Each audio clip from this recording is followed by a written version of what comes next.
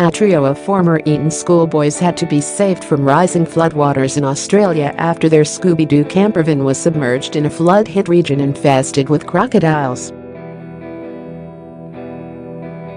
Emergency services in Queensland launched a rescue mission after Ed Talbot, 19, and 18-year-olds Tom White and Tom Bear were spotted perched on the roof of the vehicle.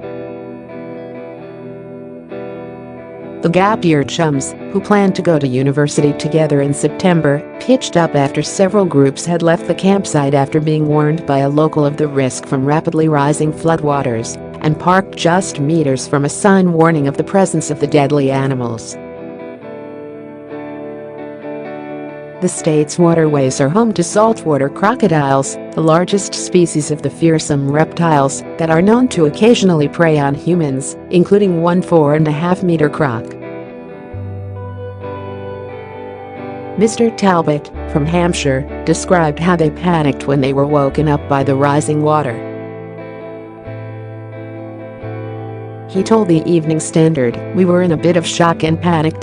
We started bailing out water and then decided to stay in the van as there was a sign right next to the van that said caution, danger of crocodiles."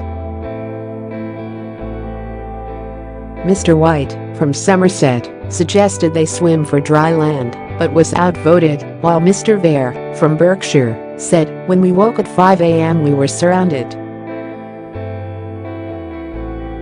Queensland Fire and Emergency Services Officer Guy Blummer said during the night in the course of the evening they noticed water entering the campervan, and there was a croc sign quite close by.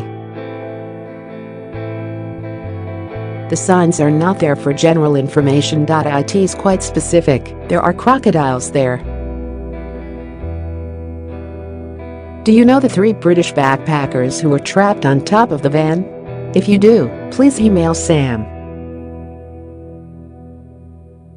Web1@thesun.co.uk. He added, "They went to the roof of the van, and it's not until they were seen this morning that someone saw them there. They had no shirts on either." Rescue teams, along with paramedics and police, went to the scene, arriving shortly after the alarm was raised at about 6 a.m. local time. They found the campervan half submerged, with about 100 meters of water between the vehicle and rescuers, who deployed an inflatable dinghy. "We had people on watch assisted by the police in case any crocs did turn up," Mr. Bulmer said. "They look like logs, so they are hard to spot, but they are quite shy, and we were making a lot of noise. I wouldn't have been surprised if they were around, though. You've also got debris in the water. It's extremely dirty, so there is plenty of potential for injury and death." Mr. Bulmer said there were also crocodile farms in the area, the closest about 3 miles from the scene, while a 13-foot beast had recently been spotted about 5 miles away. With floodwaters rising quite a number of inches during the operation on Tuesday, the rescuers were quick to take the men back to safety, with all 3 recovered in about 45 minutes. "After we got them back to dry land they were certainly grateful," the officer said.